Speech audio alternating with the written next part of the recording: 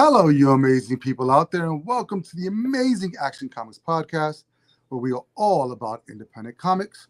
I'm one of your hosts, Angel, with John Pepe. How's it going, Angel? It's going good, bro. I'm glad I got it right this week. I love how you wake up. Like you were a little. I was like, oh man, he's sleeping, and then boom. Once we hit zero, you're like, oh man, I love it. I love it. It's the caffeine you got to be on, man. It's the caffeine of life. I'm just glad to be back. We took a week off last week because, just because. But we're all back. This is your favorite independent podcast where John and I take books from the current week and last week and then kind of just give our 2 cents on what's going on in the market. I haven't got any news. The only news that I have this week actually is I just finished watching season 3 of The Boys. Ooh. Now, I stopped it. I think I don't know how long ago because it's been a while since it's been out. Because season 4, I think, is dropping the first 3 episodes this Sunday. And so I dropped it right before the Hero-gasm episode. And I was just like, because I don't know what they were going to do. And I had read all this stuff, but, reading it and seeing it for yourself are two completely different things. And obviously the book is just so graphic. But they did a really good job encapsulating what Hero-gasm was. And for those of you guys that don't know what The Boys are, if you're under the age of 18, just go la, la, la, la. It's just a really good, take on the superhero trope where superheroes are actually really just human beings. For the most part, if they were born assholes, they're going to be assholes even if they have superpowers. And then there's some genuinely nice people that are some superheroes as well. But then you have like these this human group, Mother's Milk. What was the girl's name?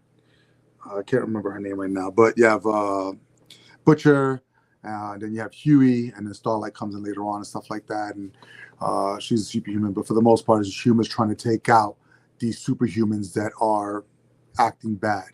And the whole thing entails and ensues. And it's great. I mean, the show's on Amazon Prime, and it just did a really great job at encapsulating what was in those graphic novels and bring it to life, because Homeland is just a fucking douche.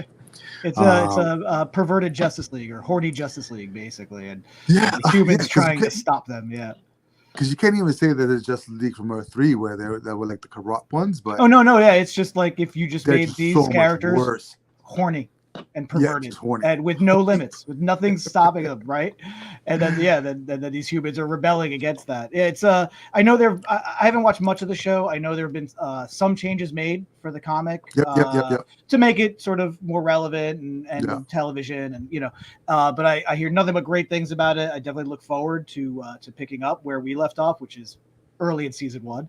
But I did hear that they did announce that season 5 will be the final season. So is it season 5 or this season is coming out now? I think they're going to do. I think it's one more season after this, and I think it's only going to be 8 episodes or something like that. Just something like that. Short. Yeah. Well, I think these were all 8 episodes. I don't know if the last season is going to be even shorter than that.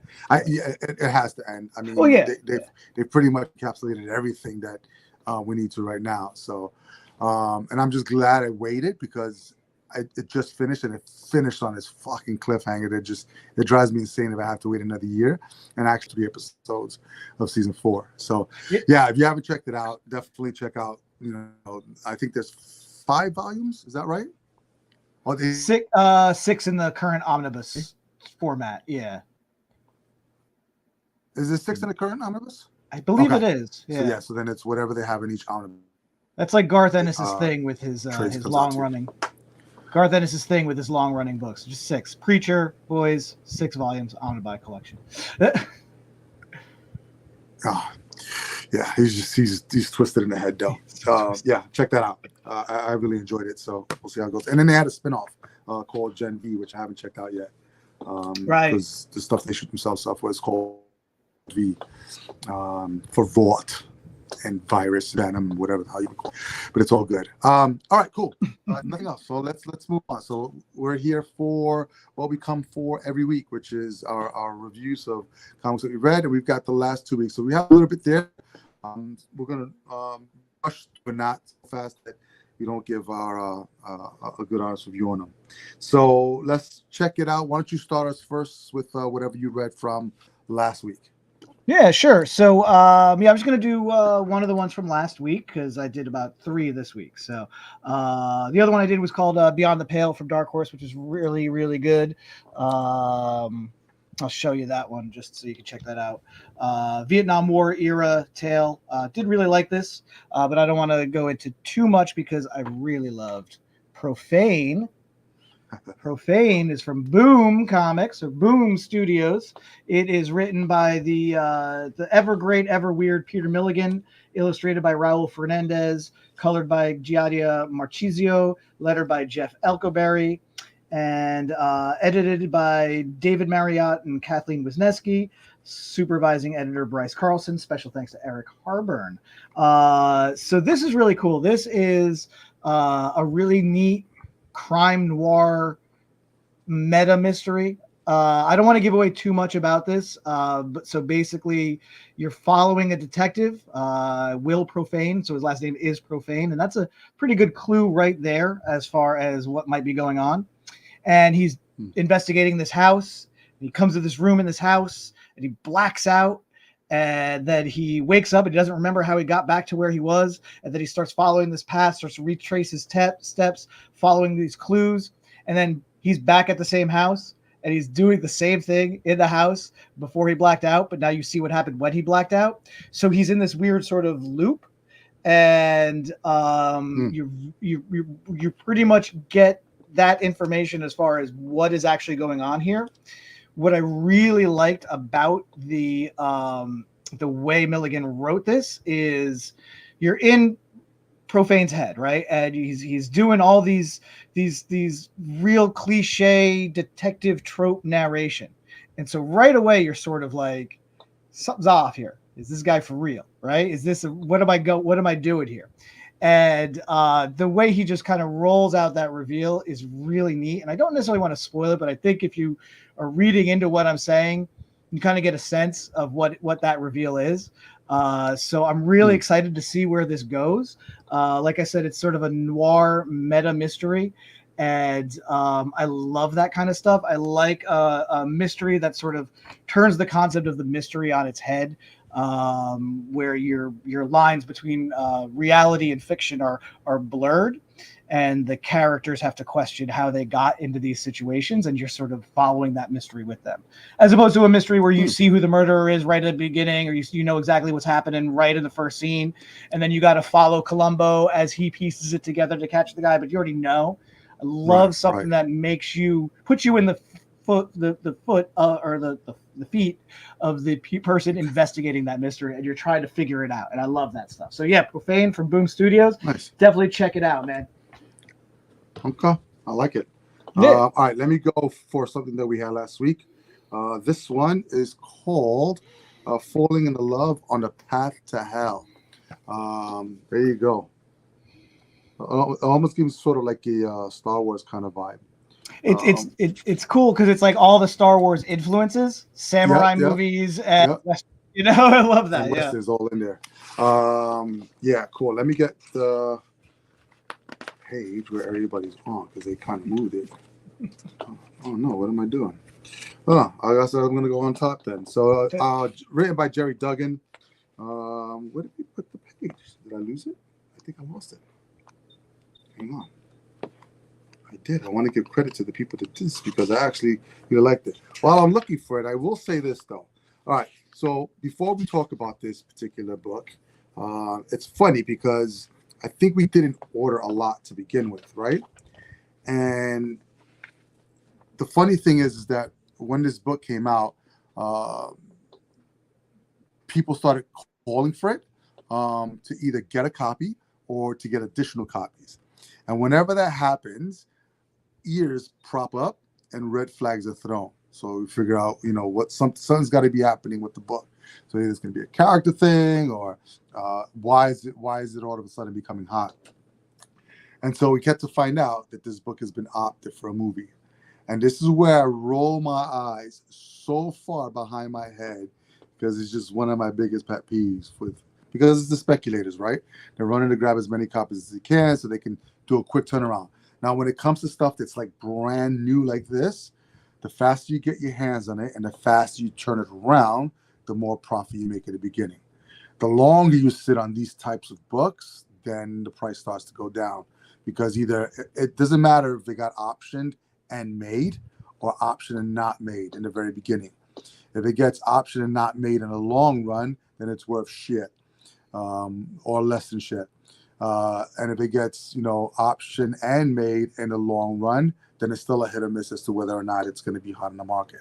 So these guys that, call for extra copies or whatever, stuff like that, are looking to flip it like within days of getting their hands on it so they can get the most they can. So if we're looking at a $3.99 or $4.99, $4.99 book, then you're probably looking online at probably like $25, $30 for it.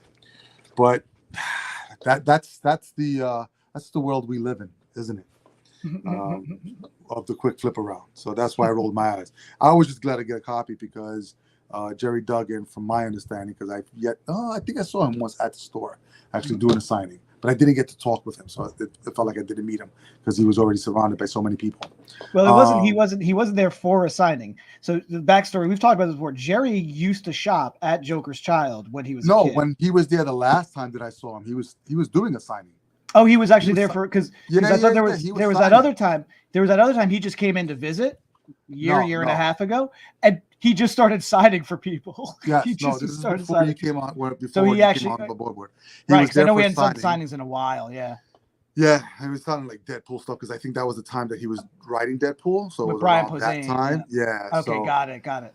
But I didn't get to speak to him because he did have a line and a half, and everybody just wanted to get him signed and stuff like that. But he used to be a patron of the store, obviously, when he was younger. Before he moved to the West Coast and got all big and all like Hollywood now, stuff like that. Well, that's the thing. He comes from television. He started out writing television. He was worked on Mr. Show with Bob and Dave, right? Hilarious show if you've never watched that. And then he had great success with Deadpool with Brian Posehn, comedian, and then just finished up a run on the X-Men. Kind of wrapped up that Krakoan age. Yep. And so this for him, this is a big hit for him because, again, this kind of comes full circle for him. He's now written a comic that is now optioned for a film, right? And he's coming off some very high profile gigs. Right. So this is really cool. And so again, like a couple of years ago or whatever, when he was in the store, I thought you were there for that. When he just came in just to say hello, right? Because he used to shop. No, there. I missed that. Yeah. And he's just like, I'll sign for whoever's around me, man. It's really nice. He's a cool guy, down to earth. So I mean, when I saw him when he was taking care of everybody there. So, but it's funny because there are people that are currently in the market of comics that are writing comics to be turned over into movies. If it happens as something that you did as a byproduct of something that you did, I don't mind it. When it's your number one goal to get it, because you're sending scripts that aren't getting optioned, all of a sudden you turn it into a graphic novel and think that it's going to be different. Whatever. But you know what? To each his own. Okay. But this doesn't feel like he wrote it for. No. It feels like he started comic. This actually feels like a comic. So story and art, Gerry Duggan and Gary Brown. Color artist, Chris O'Halloran. Letters by Joe Sabino. Yeah, really, really cool. Just really quickly, you got McGrath, who's the Westerner, and then I'm going to butcher her name. I think it's Agato Sumi or something like that. So basically, you have, in the late 1800s, a story being told of two people from opposite sides of the world. So he's out in California. You don't get too much backstory. You just find out that he's chasing some people that wronged him, and he kind of takes care of them. He gets shot at the end of his story. Then you got her in like late Japan when they're doing that crossover to become more westernized. So they're getting rid of the samurai, and they have this really good panel by panel of samurais going into, it wasn't the emperor, it's whoever the head person is of that particular city or town that represents the emperor. And they're laying down their weapons, giving up their swords and stuff like that. They're no longer samurai, whatever it is. This big fight ensues because of something that they do to her there, and then she dies as well. So we come to find out that their stories bring them both together in this afterworld through what's called the corpse tide. So they're both dead at the end or in the middle of the book, pretty much. Spoiler. And then they end up being drifted off into the ocean. And it's funny because where they both kind of die is by the water. So he's looking out at the Pacific as well as I believe her, because she's on the opposite side of the Pacific. And they end up falling into the water, and then they end up awake on an island, and there's nothing but corpses around them. I mean, they're just all dead, but these two are alive, and they're about to go at each other before this big, huge beast comes out and attacks them. And then you got this Arabian guy that comes out and saves them and tells them, you know, welcome to nowhere. You're the only two that survived. The corpse is tied this time around. That's not good news, blah, blah, blah. If you want to survive, come with me. That's how it ends. Done. All right, this is what I'm going to say that I really liked about what Jerry did here. He didn't drag it out. Because you easily could have had his story drag out for 2 or 3 issues, and then her story drag out for 2 or 3 issues. 6 issues in, you have nothing. But you got just enough of each one of their stories to kind of bring them together 3/4 in the third act of this comic to close them out together and say, okay, you know what? Something fucking really bad happened here. They have no idea what's going on. They're supposed to be dead, but they're not. Are they in purgatory? Are they in hell? Whatever it is. And it's called, you know, obviously Falling in Love on the Path to Hell. So I'm pretty sure they're walking towards hell. And they hate each other right now, but there's going to be a lot of things that happen along the way that allow them to get closer to one another. They don't speak the same language, so they don't understand each other right now. So there's some really great pacing in this book that I really enjoyed, because he had the opportunity to drag it out, which could have given us more background on them. But I think he's going to sprinkle all that stuff in as he has these two getting closer, as you're discovering this new world as to what's going on. So I really, really, really dug this book. And then at the end of it, because I know that it was optioned for a movie, could I see it as a Netflix or Amazon show or movie? I think, honestly, more episodic. So if he sold it as sort of like an 8-episode kind of thing that he can, you know, write out, perfect. If it's a movie, it might end up being like a 2.5-hour movie. And this is only the first issue, so I think it's a mini, obviously. But yeah, I'd like to, I'm definitely going to keep up with this. I'm going to be interested to see whether the option is going to be an actual movie or it's going to be a serial. You know, I one of the things I love about the medium of comics, and especially on the indie creator-owned end, where you're not dealing with an IP that needs to be in publication in perpetuity, right? And where at the big two, you get a lot of the illusion of change without no lasting change or actual change. That these creators can come up with miniseries ideas, you know, a short, tight run, get that main narrative done and out there. And then what's great about the medium, it allows you that luxury, if there's a good response to it, or if there's more stories to tell, to do a volume 2, to do another miniseries, or to go back and do some backfilling, you know, do that prequel miniseries. You know, we're seeing that right now with Barbaric, right? So I kind of love that within that episodic format within comics like that, just series of miniseries like that, which again, you get more luxury to do that with an indie creator-owned thing. So I love that. I love this idea.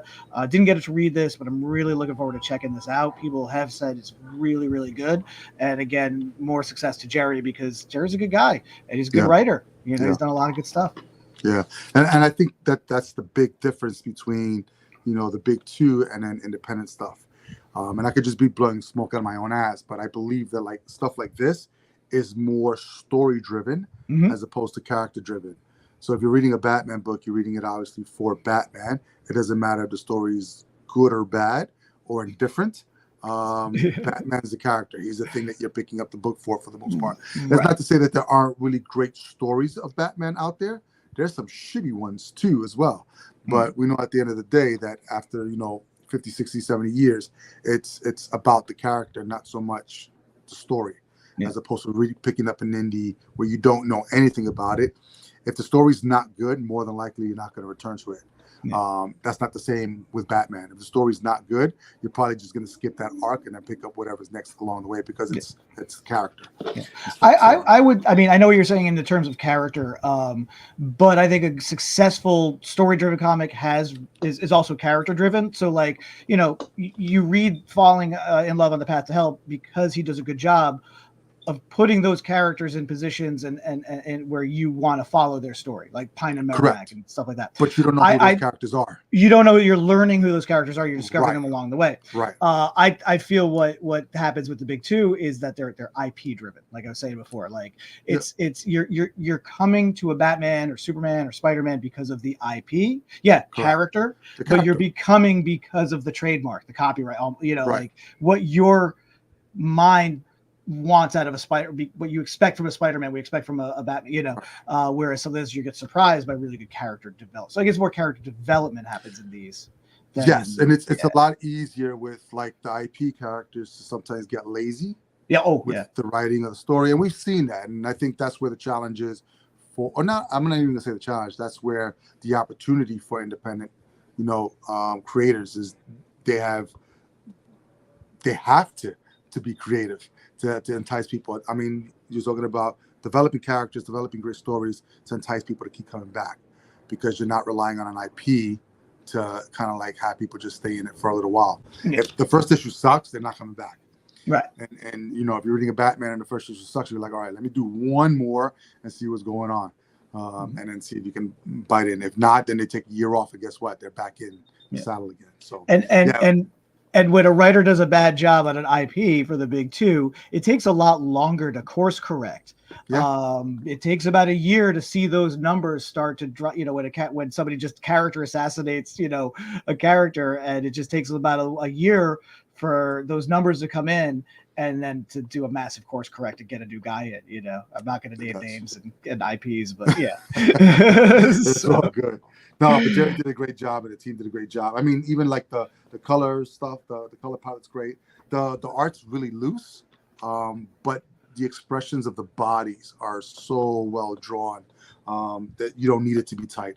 I think the way that it's just portrayed is absolutely beautiful. So, yeah, check it out. It's from Image Comics.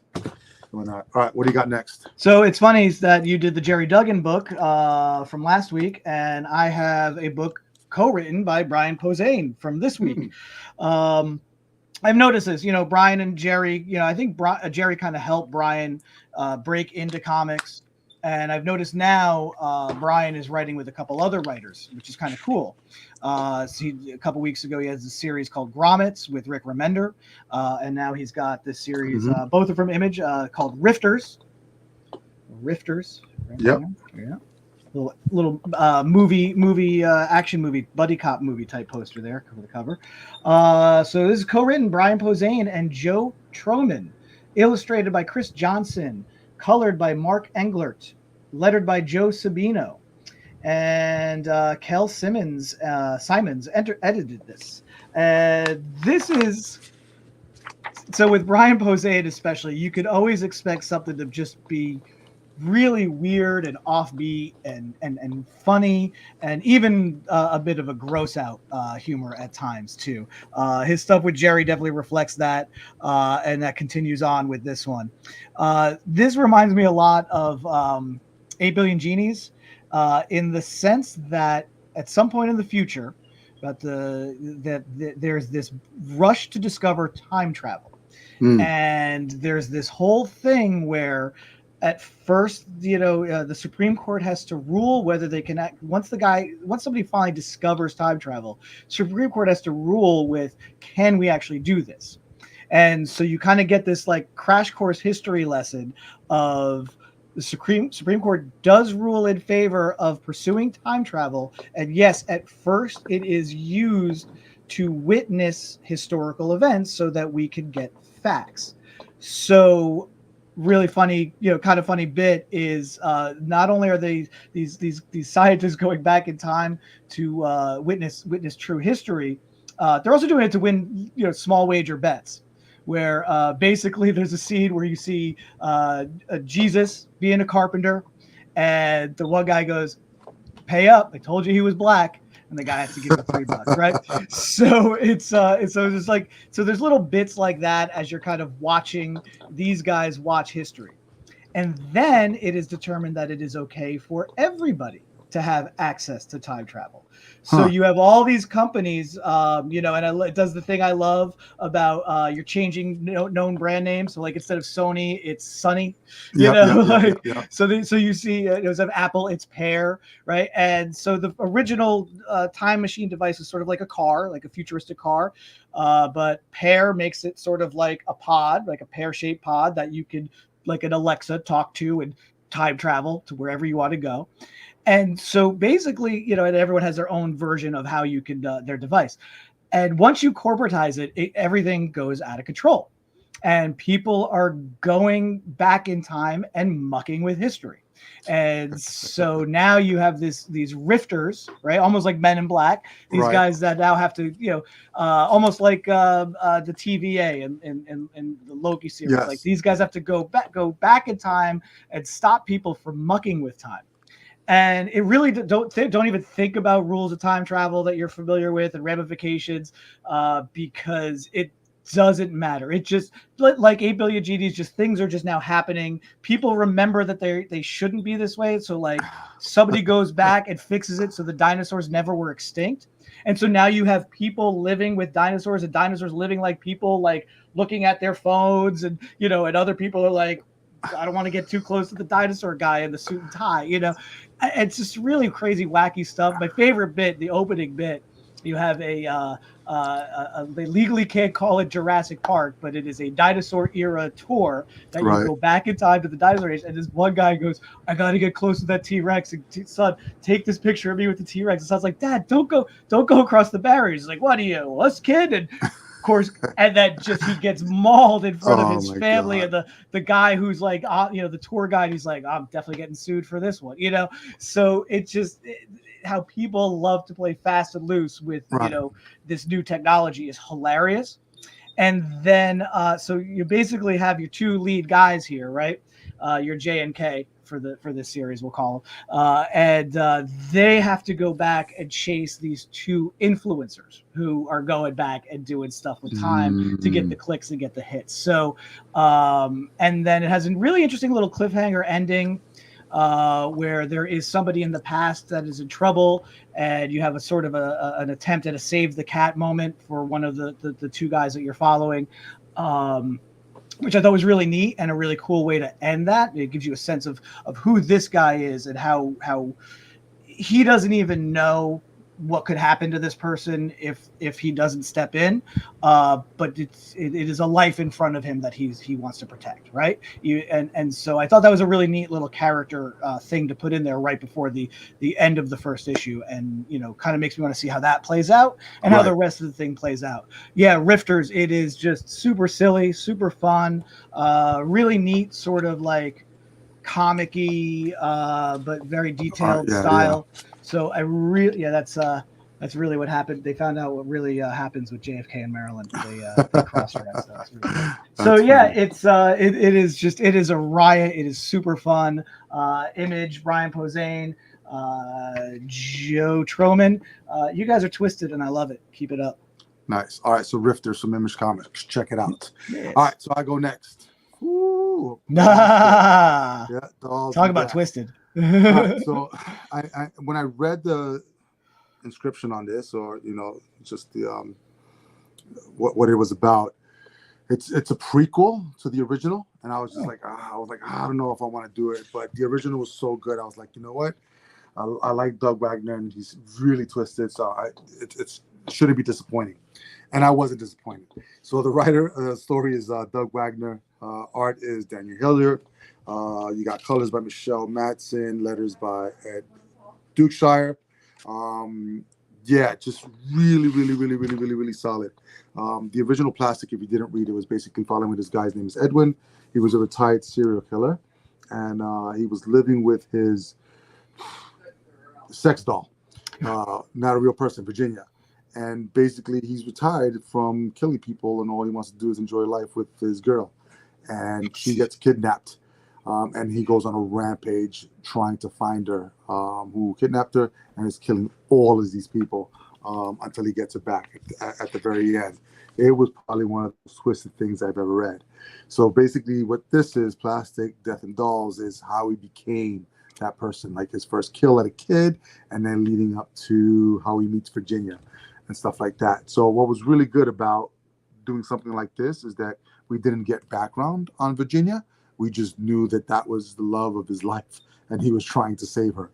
But we didn't know how they kind of met and stuff like that. So yeah, so it's really, really, I mean, I don't know if I could ever write anything like this because it's just so out there. But I mean, the art in it is great. He's using sort of like this like hacksaw to hack people's necks. I mean, it would take a long time to do that. You'd have to be really, really strong. And oftentimes I think the blade would just break because it's really thin. But he manages to do it. Color palette's great. The pacing in it is fantastic as well. And it has this really, it's a prequel, but there's flashbacks from his childhood. And he's a little bit older right now, but younger than he was in that first volume. But just really, really solid. So you get to kind of like see into his mind and how he became what he became and sort of like where he got his plastic obsession. I won't give it away, especially if you haven't read it. But just, yeah, it's really, really good. Ragnar just does a really great job at, hooking you in and just keeping the pace just fast and slow enough where you're definitely hooked in. If you like serial killer stuff and you like twisted stuff, definitely give this a go. And what's crazy is that the art is not dark, so you can read it and kind of like laugh about it a little bit, but then when you think about it, how fucked up it is, I think if it was like really, really dark art and really creepy art, I think it would have been really heavy. So I think because the art is really not, I don't want to say simplistic, I want to say it airs on a lighter side. And it's not so dark that it makes it really digestible, because what he's doing and the way he thinks is really, really twisted. But yeah, you won't be disappointed. Plastic, Death and Dolls. And if you like that, if you haven't read the original Plastic, I would actually start here, dive right into that, and I think it'll roll perfectly. Nice. These guys are a great example of a team that, two writers and an artist that stick together. Original Plastic, Vinyl was another one. Yep. Plush, right? And while Plastic, Vinyl, and Plush all followed different characters and really weren't connected, it is very much of a style that is very similar that carries over. And so it's great to kind of see them revisiting that character for Plastic. One thing I've always noticed is, and I forgot to look on this series, but it's always the same guys except the colors. There's different colors on Plastic, different colors on Vinyl, different colors on Plush. So I feel that the colorists that they've been working with are so scarred or just shaken from the work that they have to do and the amount of red that they have to use, that they're tapped out, and they always have to find a different colors. But yeah, these guys are a great example of just series of miniseries, not, and now expanding, like I was saying, going back and telling a character's past, but just finding a thing, a type of story to tell and sticking with it and doing it really well. I really dig what these guys do, and I'm looking forward to checking this one out too. Yeah, you have to. It's really good. Yeah, check it out, guys. Plastic, Death and Dolls, Image Comics. All right, you're up. Yeah. So, do you have one more, or that's it? You got? I'm done. Okay, so I got two. I'm going to do this one pretty quick. I thought this was a really neat book. Really. Okay. That's from this week. This is also from this week. This is called Into the Unbeing, Part 1. And this is Dark Horse, right? From Dark Horse. So Dark Horse, man, has been knocking it out of the park again. I was a little worried about Dark Horse for a few months because a lot of books were just kind of dropping off. A lot of the ads that they were putting were just older ads, nothing new. And now, just in the last couple months, like Butcher's Boy was a real standout. I forget the one from a couple weeks ago, but like Dark Horse is just doing a really good job again. And again, this is learning to be a company that does quality indie creator-owned comics in the loss of a lot of your major IPs, because I think the only IP they have right now is Hellboy, which started with them anyway. and they have the whole Miller World. They made that deal for Miller World, along with their other Netflix, Witcher and Stranger Things stuff. Like Dark Horse consolidated all of their Netflix properties now, or Netflix consolidated all their comic tie-in properties under one umbrella, and that is Dark Horse. So Into the Unbeing is written by Zach Thompson, illustrated by Hayden Sherman, lettered by Jim Campbell, edited by Connor Knudsen, designer Riley Van Dyke, pre-press Jake Johnson, digital art technician Mars Ralston. So this is a book takes place about 10 years in the future, and guess what, Angel? 10 years in the future, the climate has gone to shit. And people are having a tough time existing, and it's very bleak and dystopian. So that's your setup, and basically what you have is the atmosphere has gotten so bad, and everything is all kind of dried out, and there's just places in the earth and animals that are just combusting into flames, and people just can't put these fires out, and people are dying. And your main character, she lost her husband and her daughter to these conditions, and so you have she's a scientist, she's a botanist, I believe, and she volunteers for a program in Australia, in a desert in Australia, with 3 other scientists, and these 4 women don't always get along. Some get along better than others, and they are looking for basically what I gather is hospitable land, right? So see if we can relocate what is left of the population to these areas. And within minutes, this whole new sort of territory, kind of this whole new biosphere sort of opens up in the middle of the desert. And so they go and investigate it. And it is this entirely new ecosystem. I want to find a really good, that has new creatures, new life in it. And in the middle of it is this sort of like decaying body. I don't know if you could see the head. Yeah. That's pretty cool. And they have to go into that cave, which is the mouth with the tongue sticking out, and see what's going on, and see if this new ecosystem is hospitable.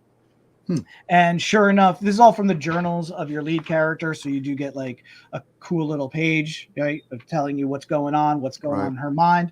And then in the middle of the night, she wakes up and she sees in the maw there's like a body, and there's somebody in there almost asking her to come in. And sure enough, without the rest of the team, she does. So now they have to go and find her.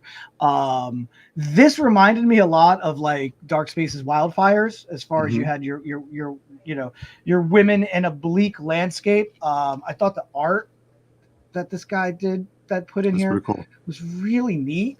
He really finds his groove and pops once they're out exploring, which is kind of cool because everything in their little encampment, their protective environment is very cramped and dark and claustrophobic.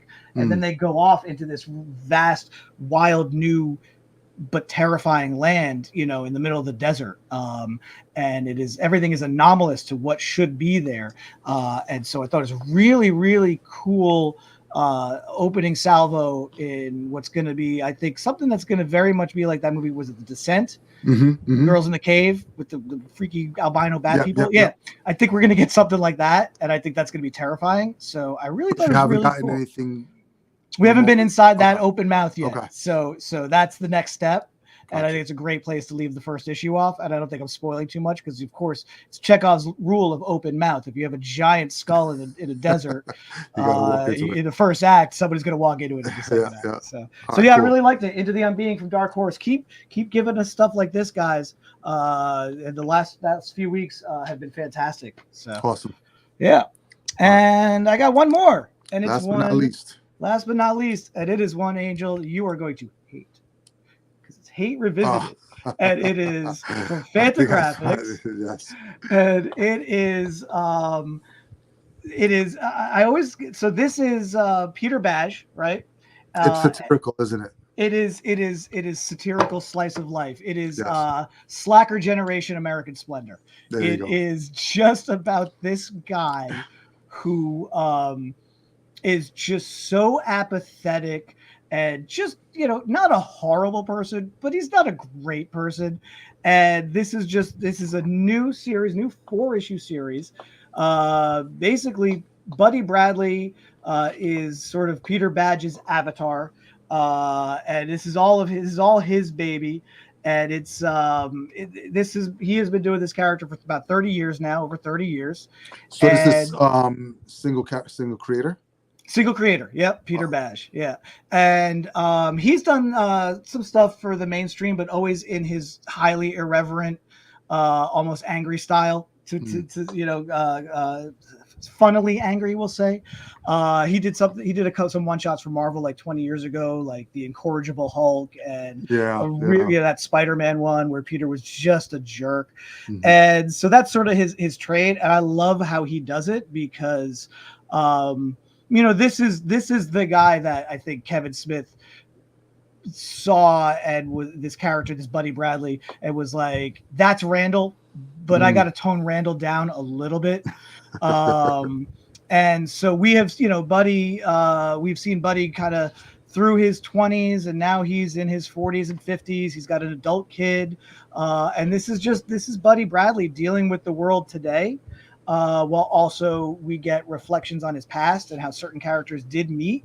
So what you do is you get some black and white stuff, right? Yeah. It all takes place in the past. And then the stuff that takes place in the present day is in color. Color, nice. So I think that's really neat. I think that's really cool. And I love just how Buddy Bradley navigates this new world with his apathy still intact, and isn't so much an old man yelling at the clouds. And it isn't so much that he's like a things were better back in my day guy, because he never liked things back in his day. He just liked booze and drugs and sleeping with women, right? And so this new world that he's in has changed around him to a degree, but he has very much remained sort of the same type of guy.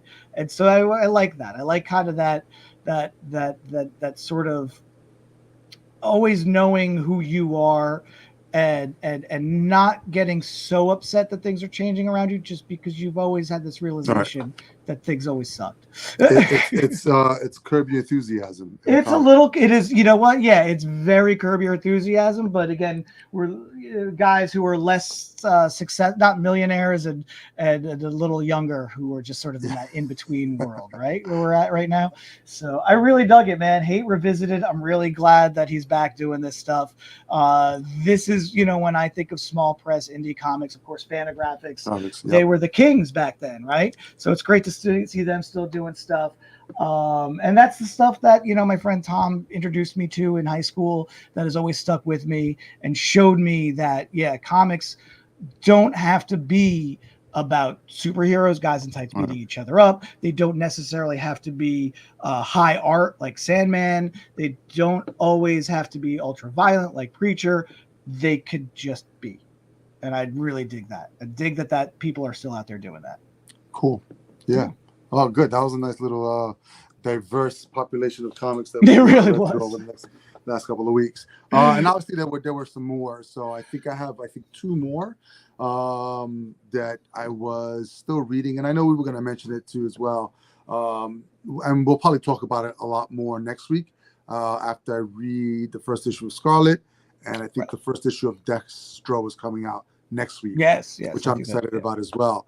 So we're going to talk about this sort of like universe building. I know we started to touch on the Energon versus stuff like that what Robert Kirk was doing, but I think I want to dive a little bit more into how it's sort of like becoming this thing now, especially even in this independent world. So we'll talk about Ghost Machine. We'll talk about what else is there. I think there's a couple more.